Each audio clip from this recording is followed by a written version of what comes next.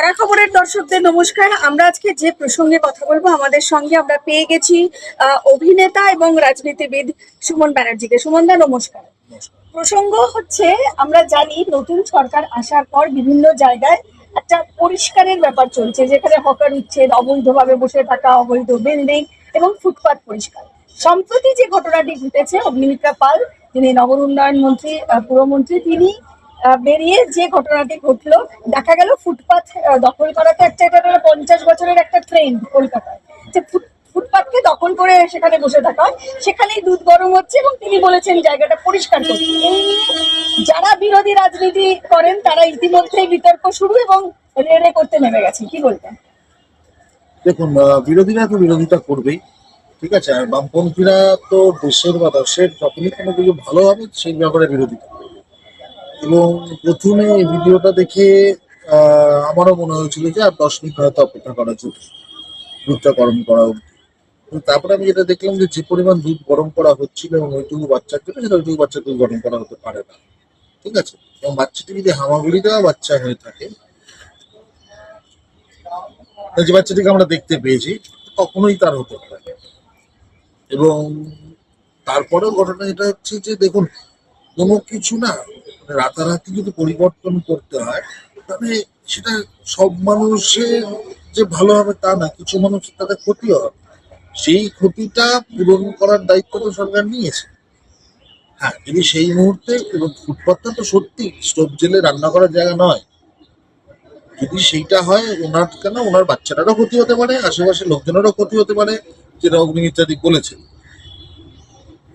আর দ্বিতীয়ত যেটা, সেটা হচ্ছে যে সত্যিই তো আজকে যে মানুষজন ট্যাক্স দেয়, তাদের কি রাস্তায় হাঁটার কোনো অধিকার নেই? আজকে এই অবস্থায় দাঁড়িয়ে শুধু গরিবীর রাজনীতি করলে হবে না। আপনাকে দাঁড়িয়ে দেখতে হবে যে তার মানে কি, যে মানুষটি পরিশ্রম করে তার যোগ্যতার নিরিখে 2 টাকা রোজগার করেছে, তার মানে তার ফুটপাথ দিয়ে হাঁটার অধিকার নেই। তার জীবন বিপন্ন করে সে রাস্তা দিয়ে হাঁটবে। প্রতি বছর এই রাস্তা দিয়ে হাঁটার জন্য যে পরিমাণ দুর্ঘটনা ঘটে আমাদের কলকাতা ধরে, শুধু কলকাতার বুকেই আপনি অবাক হয়ে যাবেন তার পরিসংখ্যান। দ্বিতীয়ত হচ্ছে যে ফুটপাত পরিষ্কার করাটা প্রয়োজন, কারণ মানুষ যতক্ষণ না ফুটপাতে উঠছে ততক্ষণ যানবাহনের গতি বাড়বে না। যানবাহনের গতি যদি না বাড়ে, তাহলে যে রাস্তাটা আপনার 15 মিনিটে পৌঁছানোর কথা, সেটা আপনি 45 মিনিটে পৌঁছবেন। তো দ্য ওয়েস্টেজ অফ টাইম। তৃতীয় হচ্ছে, যেটা নিয়ে এর আগেও কথা হয়েছে, আবারও বলি, যে মানুষগুলো এত টাকা দিয়ে দোকান খুলেছে, তারা সরকারকে ট্যাক্স দিচ্ছেন, প্রতি তারা বিক্রি হচ্ছে, তার উপরে জিএসটি দিচ্ছেন। সেই মানুষটার কারণে, যেহেতু তার ক্ষমতা আছে বা তিনি এটা করেছেন দোকানটি, তার মানে তার ব্যবসা করার অধিকার নেই। শুধু গরিব গরিব গরিব গরিব বলে সারা জীবন অত্যাচার চলে যাবে তার উপর, এটা তো হতে পারে না। আমি মানছি যারা সরকার কি আর একটু মানবিক হতে পারতো না? এই প্রশ্ন তুলছে দেখো, শুধু শুধু মানবিকতায় যদি সরকার চলতো, তাহলে কোনো দোষীকে তো শাস্তি দেওয়া যেত না, তাহলে কোনো খুনি জেলে যেত না, বা কারোর ফাঁসি হতো না। শুধু সরকার মানবিকই হয়ে যায়। সরকারকেও কিছু কিছু জায়গায় তো স্ট্রিক্ট হতে হবে। তাহলে তো কালকে সকালবেলা আপনারাই খবর নিতে আসবেন যে ওখানে যে ফুটপাতের স্টোভ পেটে এতজন আহত হয়েছে বা এতজনের মৃত্যু হয়েছে, তো সরকার কি করলো? ফুটপাতে কি করে, ফুটপাতে স্টোভ জ্বালানোর জায়গা? আপনি এই প্রশ্নটা করতে আসবেন।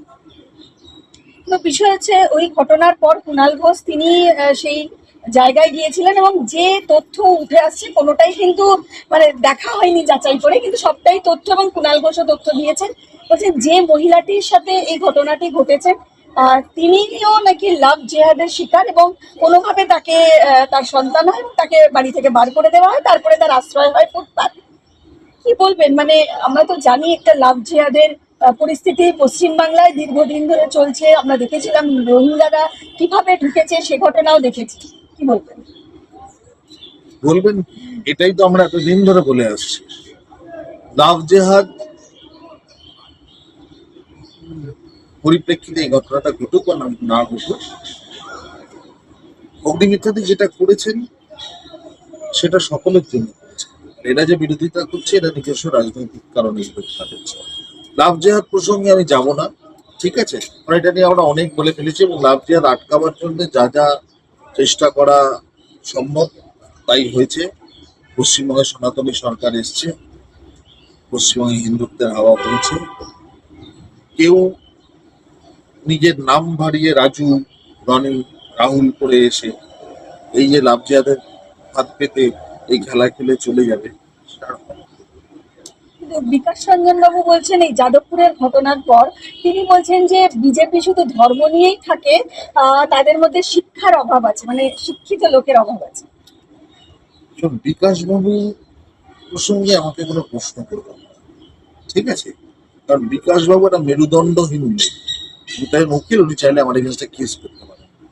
আমি ওনাকে চ্যালেঞ্জ করছি, চলুন ধর্মতলার মোড়ে আমি আয়োজন করছি, আপনি চলে আসুন মোহাম্মদ সেলিম বাবু, ববি আকিমদের পাশে নেই, যেন আগেবার এসেছিলেন, আমরা সবাই মিলে সুরের মাংস দেখুন কোনো কম আছে কিনা। সব বড় বড় কথা আলিমুদ্দিনে বসে বলতে বলবেন, আর ওনার ওই ছানাপোনারা আছে যারা শোনা তাদের শোনাতে বলবেন। সব ফালতু কথা বলে আমার সময় নষ্ট করবে। যে অন্নপূর্ণা ভান্ডার নিয়ে কিন্তু জেলায় জেলায় বিভিন্ন জায়গায় মহিলাদের ক্ষোভ দেখা যাচ্ছে, কোথাও বিডিও অফিসারকে, কোথাও বিএলওদেরকে ধরে মারা পর্যন্ত হচ্ছে। এই ঘটনাটাকে কি বলবেন? কারণ কিছু সংখ্যক হয়তো পেয়েছে, কিন্তু ভেরিফিকেশনের প্রবলেম হচ্ছে, বারবার অনেকে অভিযোগ করছেন এবং বারবার আবার এই ঘটনাও সামনে এসে কেউ প্রথম মাসে পেয়েছে, দ্বিতীয় মাস বন্ধ হয়ে গেছে। তো এই ধরনের একটা জটিলতা শুরু হয়েছে, কি বলবেন? দেখুন, লক্ষ্মীর ভান্ডার এতদিন তো লক্ষ্মীর নামে অনেক শিব কার্তিক সবাই পেয়েছে, তো সেই জঞ্জালটা পরিষ্কার করতে একটু সময় লাগছে, এবং এর একটা পরিকাঠামো আছে, যার কতগুলো পয়েন্ট আছে, সেই পয়েন্টগুলো অনুযায়ী হবে। তো সেটা করতে একটু সময় লাগবে। সরকার সবই এসছে 100 দিনে, এত তাড়াতাড়ি যদি চঞ্চল হয়ে ওঠেন তার তো মুশকিল। এই ভাতার অভ্যেস থেকে বেরোন।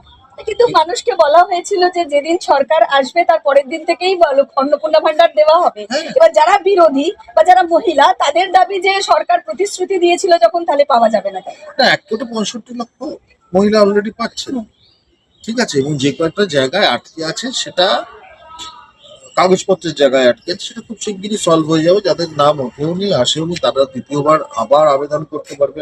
সমস্ত কিছু সরকার বলে দিয়েছে পরিষ্কার, এটা নিয়ে শুধু শুধু জলগোলা করার কোনো কারণ নেই।